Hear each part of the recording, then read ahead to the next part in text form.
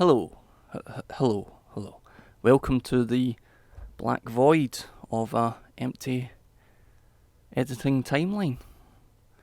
Today we're going to try something new, because back in an earlier episode of Chucky Dregs, I did the Journey review in one take, which is that's a belter, that review.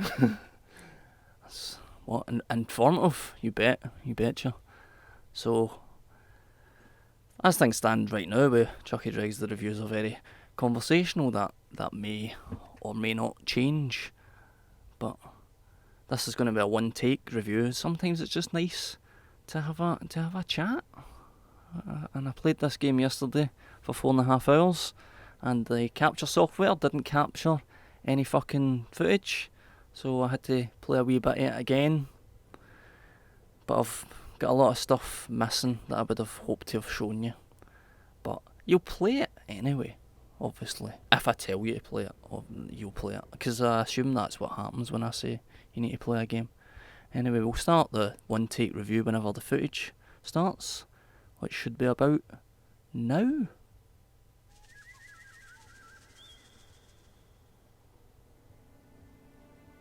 This is a game from Freebird Games that was released in 2011, so I'm only 2 years late to this. It's called To The Moon.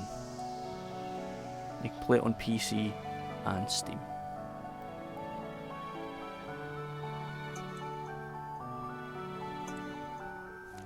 Now, you're listening to the music, you're probably thinking, this is going to be quite an emotional experience, and you're right. You're absolutely right, it is. Just going to pick up my notes, because I dropped my notes. So it looks like a top-down RPG, but you might have remembered me talking a while ago about Ni no Kuni and saying that I've not got the time for that kind of involvement anymore, that kind of dedication.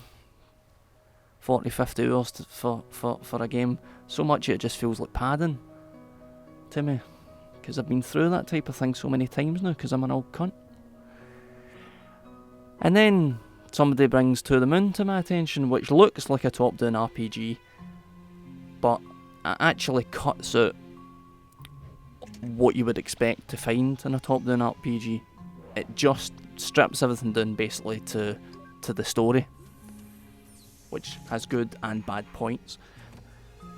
I'll go over the story. The man in the bed there, that's Johnny. He's on his deathbed there.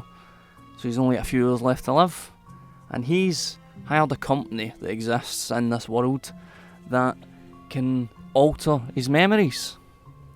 This whole scene looks a bit like something out of Eternal Sunshine. So he has chosen to have his memories altered and something added where he travels to the moon. But in order for the lab boys and girls to do that, they have to find out what John's motivation for going to the moon is. They need to find that hook to attach the memory to.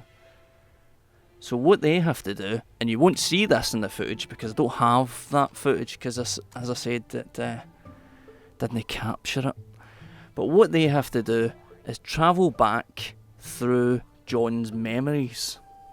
So they travel back, the story is told backwards through his life as they search for this motivation to travel to the moon.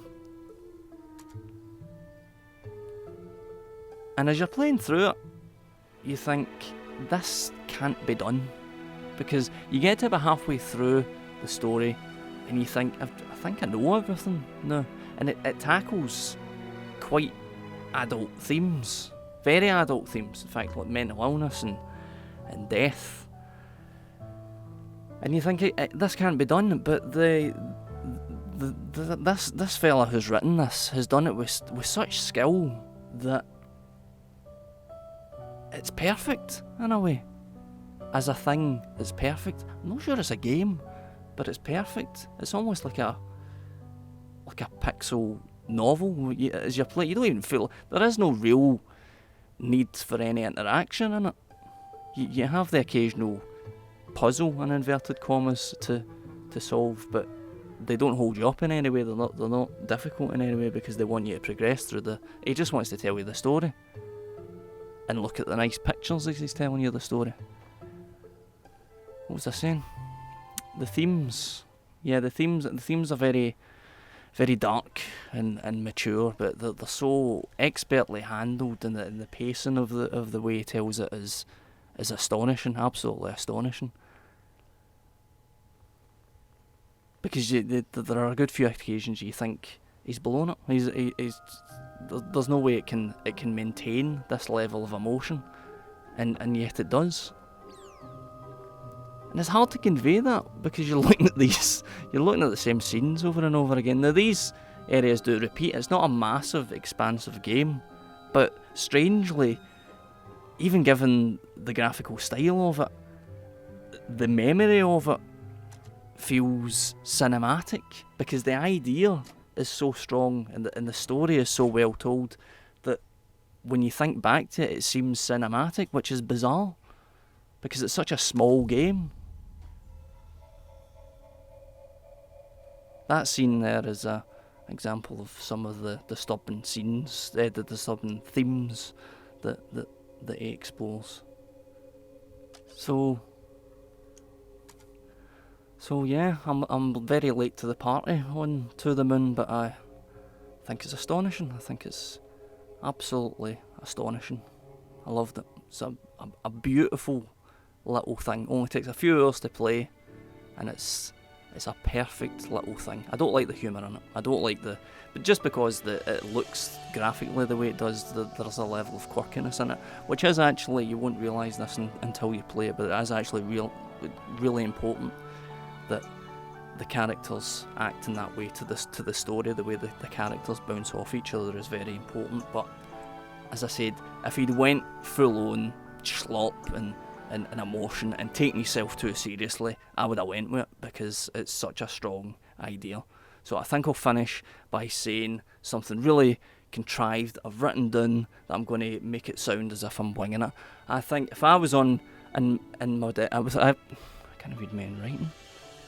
If I was on my deathbed and I only had a few hours to live, I would ask them to erase the memory of me playing To the Moon, just so I could experience it one more time.